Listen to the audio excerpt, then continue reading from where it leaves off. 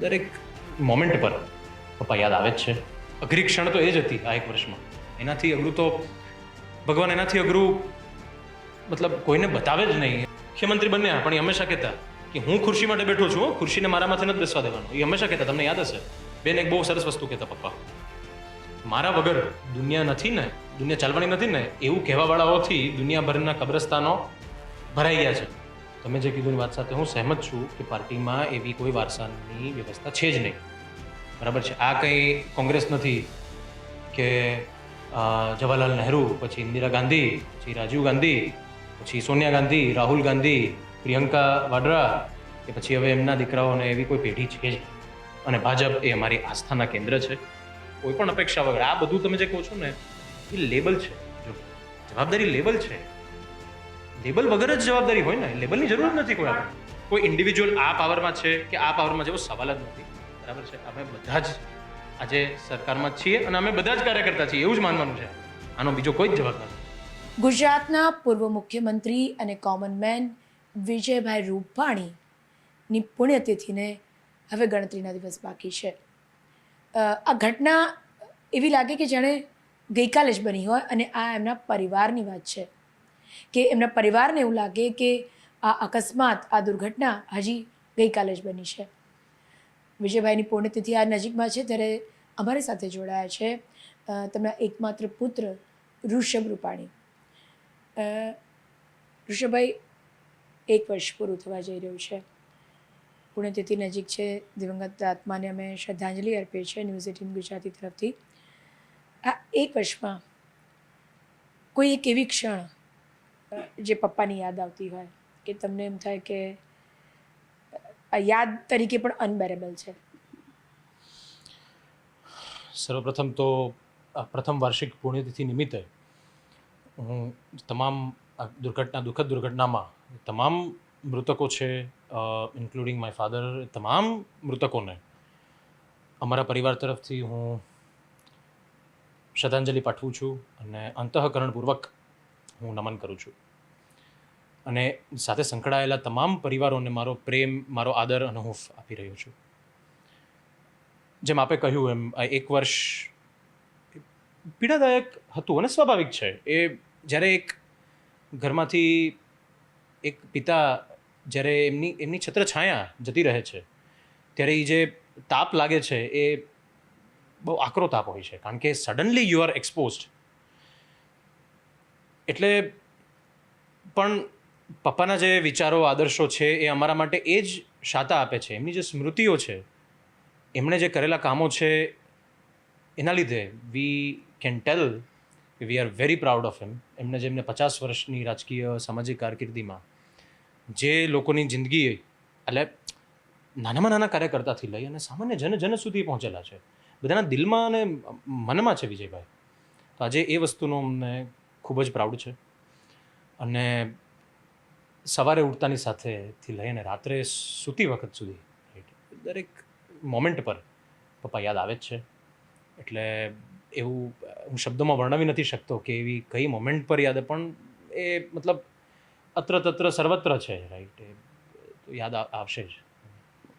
ઋષભભાઈ, આપે સાચું કીધું કે લોકોના તો કદાચ લોકો માટે રાજકારણી હતા, સીએમ હતા, કોમન મેન હતા, પરંતુ આપના પરિવાર માટે એક આધાર સ્તંભ, એક પુત્ર માટે માર્ગદર્શક, એક દીકરી માટે અને પત્ની માટે એક હૂંફ હતા. સૌથી મુશ્કેલ ક્ષણ આ 1 વર્ષ દરમિયાન કઈ રહી? તો જે સમાચાર મળ્યા એનાથી મુશ્કેલ તો કોઈ ક્ષણ હોય જ ના શકે. અહીંયા 12મી જૂન 1:39 બપોરે, ત્યાં હું હતો એ વખતે અમેરિકામાં, તો રાત્રે 11મી જૂન રાત્રે 1:15 વાગ્યા હતા, એટલે ઓલમોસ્ટ 12મી જૂન થઈ જ ગઈ હતી. ત્યારે મારા એક મિત્રનો જે એર ઇન્ડિયામાં છે એમનો મને ફોન આવ્યો અને એમણે શબ્દોનું ચયન બહુ વિચારીને કર્યું. એમણે એમ ના કીધું કે યાર ક્રેશ છે, પણ એમણે કીધું આ એક ઘટના બની છે અને there was an incident in the aircraft in which your dad was flying. એમના શબ્દો હતા જે આજે હજી મારા કાનમાં રમ્યા કરે છે. અને પછી અમે થોડું જોયું, પછી સોશિયલ મીડિયા પર બધું ચાલુ થયું અને આમ પગ નીચેથી જમીન સરકી જાય એવું.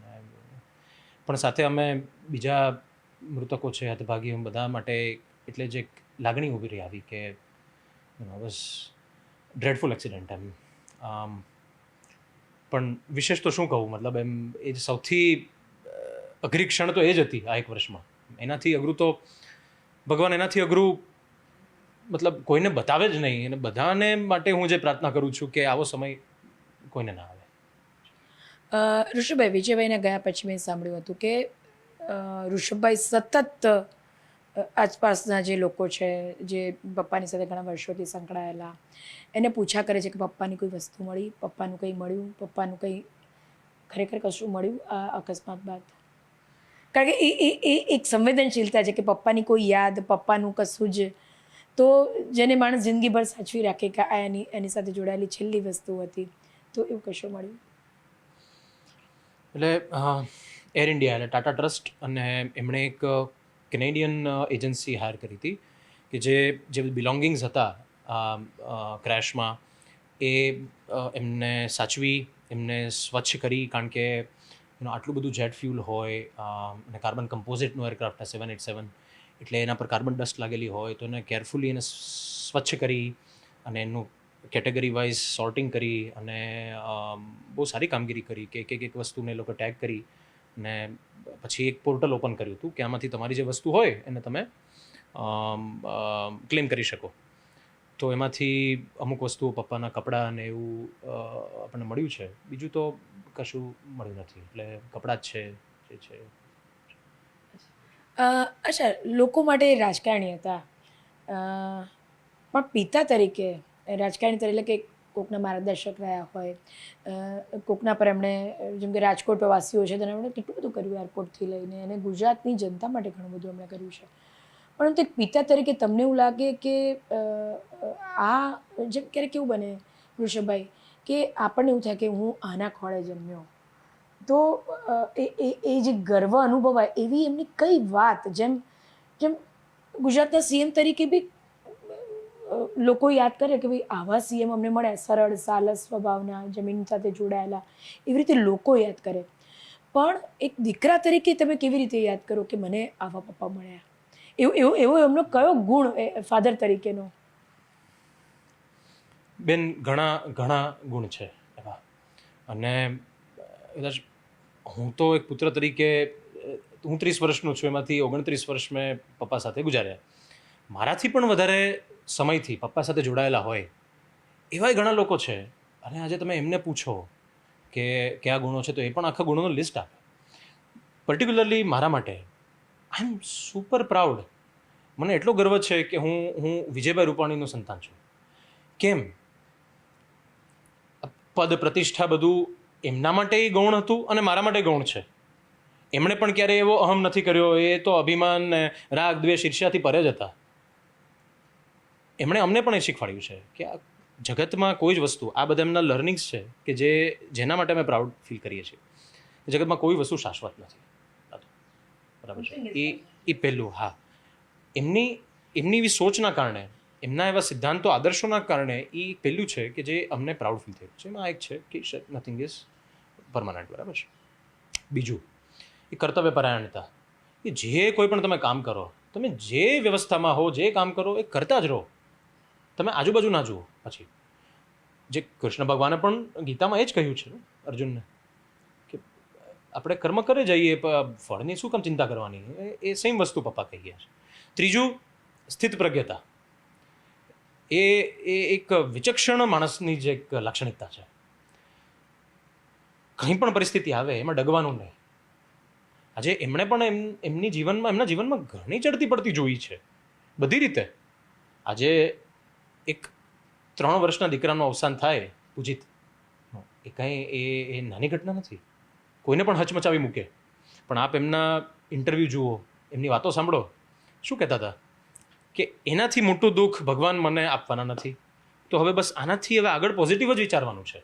અને એ વિચારના કારણે મમ્મી અને પપ્પાએ અને બધા વોલેન્ટિયર્સે અમારા ટ્રસ્ટના ભેગા થઈ અને પૂજિત રૂપાણી મેમોરિયલ ટ્રસ્ટની સ્થાપના કરી. તો એક નાનું બીજ રોપાયું એમાંથી અને આજે વટવૃક્ષ બની ગયું છે. આજે રાજકોટમાં, સૌરાષ્ટ્રમાં, ગુજરાતભરમાં ખ્યાતનામ છે. કારણ કે ગરીબ બાળકોને ભણાવીએ છીએ આપણે. કારણ કે શિક્ષાદાન એ સૌથી મોટું દાન છે. તમે લક્ષ્મી દાન કરો છો, લક્ષ્મી ખર્ચાઈ જવાની. શિક્ષા નથી ખર્ચાવાની. એ આખા પરિવારને તારે છે. બીજું કચરા વીણતી મહિલાઓ માટે એમને સીવણ લોન્ડ્રીના ક્લાસ, એમને કમ્પ્યુટર શીખવવાનું. એટલે સામાજિક ઉત્થાન માટેનું કામ એમણે ચાલુ કર્યું પૂજિતની યાદમાં. ડગ્યા નહીં, હું એ ફરીથી પોઈન્ટ ઉપર આવું. એમણે એ દુઃખનો ઉપયોગ કરી અને એમાંથી કંઈક પોઝિટિવ વસ્તુની રચના કરી. અને સાથે મુખ્યમંત્રી બન્યા પણ એ હંમેશા કહેતા કે હું ખુરશી માટે બેઠો છું, ખુરશીને મારા માથે નથી બેસવા દેવાનો. એ હંમેશા કહેતા, તમને યાદ હશે. તો એ જે વસ્તુઓ છે કે સારી વસ્તુ મળે, તમને ખુશી થાય, સુખ થાય, પણ એનાથી છકી નહીં જવાનું કે ઓહ આઈ એમ સમથિંગ. બેન એક બહુ સરસ વસ્તુ કહેતા, પપ્પા મારા વગર દુનિયા નથી ને, દુનિયા ચાલવાની નથી ને, એવું કહેવાવાળાઓથી દુનિયાભરના કબ્રસ્તાનો ભરાઈ ગયા છે. કેમ? કારણ કે એ અહમ બ્રહ્મોસ્મી એ જે વાળું છે એ ભગવાન કહી શકે, આવું માણસ ના કહી શકે. એ વિચાર એમનો હતો, એટલે એ ક્યારેય છકી ના જતા. એ સ્થિત પ્રજ્ઞતા અમે આજે જીવનમાં ઉતારીને અમે એટલું કરીએ ને તો એ બહુ છે. આજે એ યાદ કરીએ છીએ. ઋષભભાઈ, પપ્પાનું કયું એવું અધૂરું સ્વપ્ન જે તમને લાગે છે કે તમારે એ પથ પર આગળ વધીને પૂરું કરવું છે? જો સેવાનો જેમનો પ્રકલ્પ હતો એ તો ચાલુ જ છે. એ પૂજિત રૂપાણી ટ્રસ્ટ મારફતે આપણે કરી રહ્યા છીએ અને સાથે સાથે આપણે આ વર્ષે જ શ્રી વિજય રૂપાણી મેમોરિયલ ફાઉન્ડેશનની સ્થાપના કરી છે. અને એ મેમોરિયલનો હેતુ એ છે કે સર્વાંગી વિકાસ થાય છે. આપને ખબર હોય તો અંત્યોદયનો જે કોન્સેપ્ટ છે એ પંડિત દીનદયાલ ઉપાધ્યાયજીનો કોન્સેપ્ટ છે અને પપ્પા એમાં દ્રઢપણે માનતા. તો એ અંત્યોદયની પરિકલ્પના જે છે એને સાકાર કરવી છે. તો છેવાડાના માનવી સુધી પહોંચવા માટે શિક્ષણ ક્ષેત્રે, આરોગ્ય ક્ષેત્રે, even youth centric, women centric, આબાલ વૃદ્ધને લગતી બધી અમે આમાં જેમ કે ડિફરન્ટ સેમિનાર્સ કર્યા. વ્યસન મુક્તિ, આપ જાણો છો કે સૌરાષ્ટ્રમાં વ્યસન છે, તો એના માટે એના awareness campaign, health awareness campaign, આવું બધું અમે પ્રવૃત્તિઓ કરી છે ને કરવાના છીએ આગળ.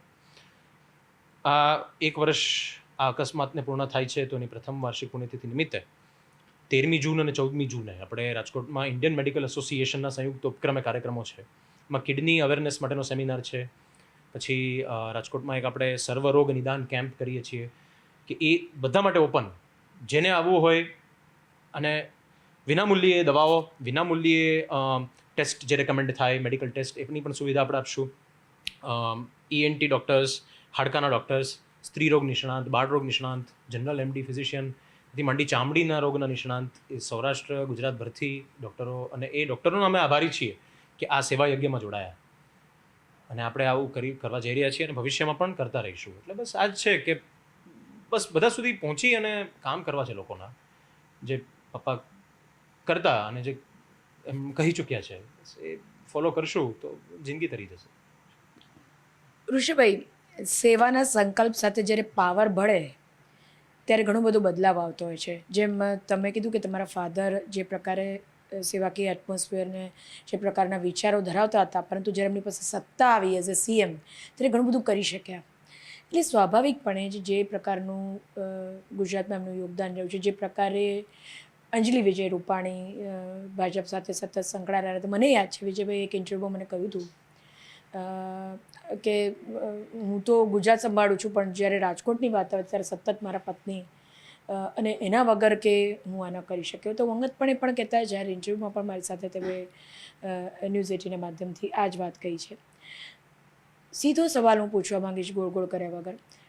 એક ચર્ચા પહેલાં એવી હતી કે આમાં વારસાની વાત આપણે નથી કરવા માગતા, કારણ કે આ કોઈ પેઢી નથી બાપાની કે વિજયભાઈના ગયા પછી અંજલિબેનને મળે કે ઋષભભાઈને મળે. પરંતુ જ્યાં સુધી જનતાના પ્રેમની વાત છે, રાજકોટની જનતા હોય, ગુજરાતની જનતા હોય, સ્વાભાવિકપણે જે વિજયભાઈની સાથે છે, એક સૌરાષ્ટ્રને કે રાજકોટને વિજયભાઈની જે ખોટ પડી છે એ કદાચ એવું માની શકાય કે ક્યારેય ન પૂરાય. આજે પણ કેટલા બધા કાર્યકર્તાઓ મેં જોયા છે કે જે વિજયભાઈના ઘરના પગથિયા ઘસતા હોય. એટલે સ્વાભાવિકપણે જ એક મીડિયાને પણ એક વિચાર આવે, એક ચર્ચા પણ જાગે કે જેમ રાજ્યસભા વખતે પણ એક ચર્ચા હતી કે કદાચ અંજલિબેનને રાજ્યસભાની ટિકિટ આપવામાં આવે. હું આપણે સીધો સવાલ પૂછવા માગું છું કે અંજલિબેન હોય કે ઋષભભાઈ હોય, ઋષભભાઈ આપ પણ અમેરિકાની આપની કારકિર્દી છોડીને અહીંયા હવે ગુજરાત પાછા આવ્યા છો, લોક લાગણી તો તમારી સાથે છે જ. માની લો એક આપણે વાત કરીએ છીએ કે મમ્મીને અથવા આપને ભાજપ આગામી 2027માં ચૂંટણી લડવા માટે ટિકિટ આપે તો ઋષભભાઈનો જવાબ શું હોય અથવા તો અંજલિબેનનો જવાબ શું હોય? જો આપણે હું બહુ સ્પષ્ટપણે કહું છું, તમે જે કીધું વાત સાથે હું સહેમત છું કે પાર્ટીમાં એવી કોઈ વારસાની વ્યવસ્થા છે જ નહીં. બરાબર છે. આ કંઈ કોંગ્રેસ નથી કે જવાહરલાલ નહેરુ, પછી ઇન્દિરા ગાંધી, પછી રાજીવ ગાંધી, પછી સોનિયા ગાંધી, રાહુલ ગાંધી, પ્રિયંકા વાડ્રા, કે પછી હવે એમના દીકરાઓને એવી કોઈ પેઢી છે જ નહીં, કે પછી લાલુ કે મુલાયમ જેવું નથી. બરાબર છે. ભારતીય જનતા પપ્પાનો વારસો છે ને એ કાર્યકર્તાઓ જ છે, જે એમના વિચારો સાથે સંલગ્ન જે કાર્યકર્તાઓ છે, જે આટલા વર્ષોથી પાર્ટી માટે મહેનત કરી રહ્યા છે, સંઘ માટે મહેનત કરી રહ્યા છે, સ્વયંસેવકો, એ જ પપ્પાનો વારસો છે. અરે કોઈ વ્યક્તિલક્ષી છે જ નહીં.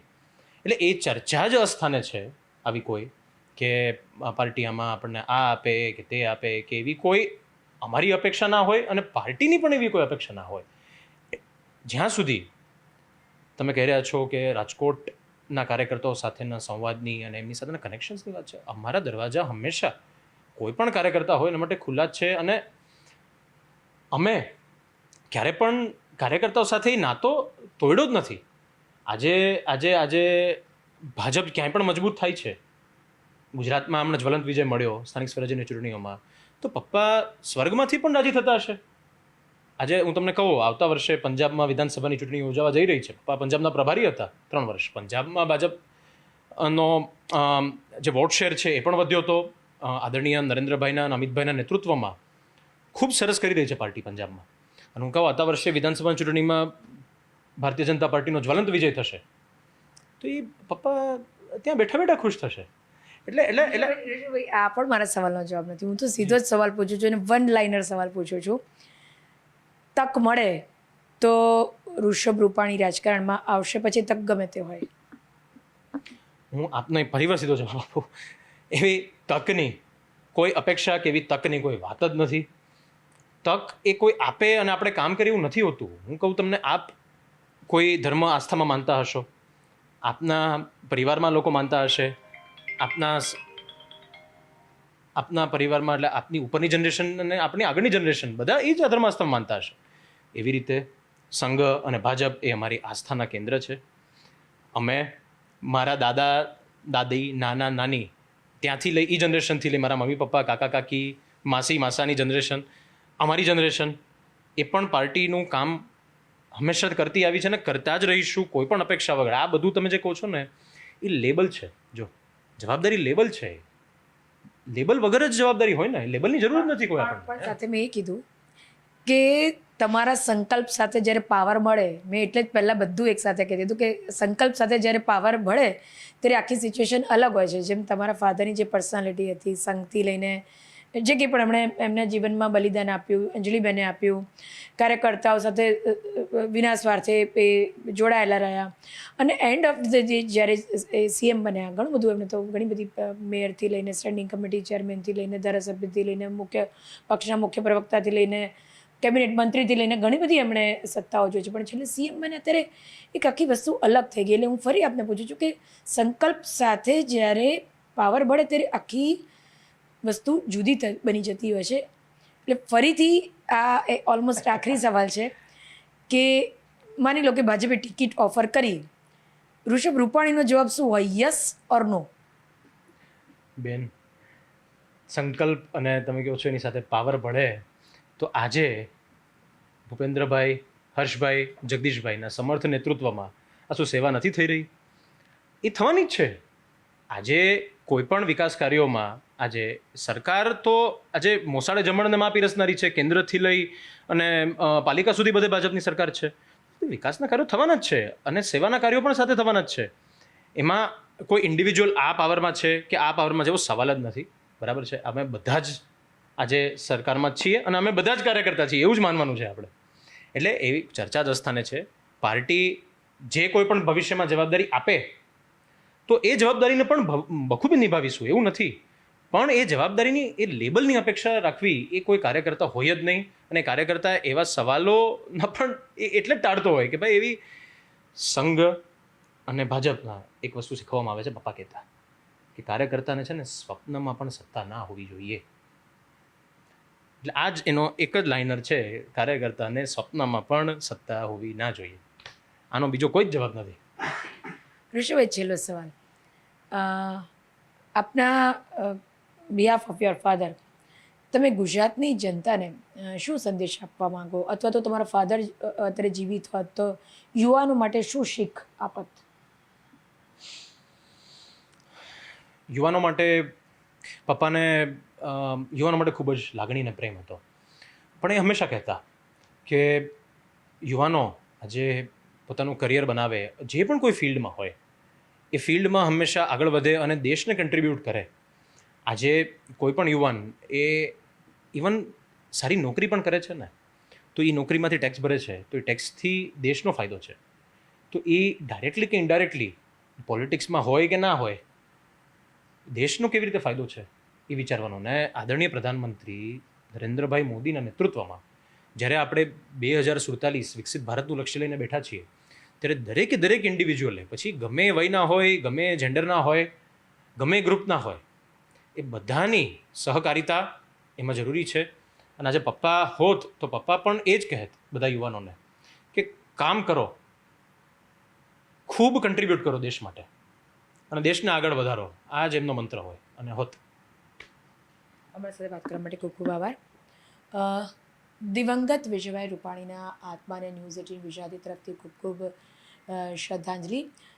સાથે જ્યાં સુધી ઋષભભાઈની વાત છે, ઋષભભાઈ કહ્યું કે તમામ યુવાઓ પણ જે વિજયભાઈના જીવનમાંથી પ્રેરણા લઈને આગળ વધે અને જે સત્તા છે, જેમ કે ભાજપની સત્તા છે, સરકાર છે, તેની સાથે જોડાય. તેઓ પોતે પણ એક કાર્યકર્તા તરીકે તેની સાથે જોડાયેલા રહેવા માંગે છે. અને તેમણે કહ્યું કે મને કોઈ લેબલની આશા નથી. સેવા એ જેમ વિજયભાઈના જીવનનો સંકલ્પ હતો તેમ તેમના જીવનનો પણ સંકલ્પ બની રહેશે. કેમેરા પર્સન હિતેશ પ્રજાપતિ સાથે ગીતા મહેતા, ન્યૂઝ 18 ગુજરાતી, ગાંધીનગર.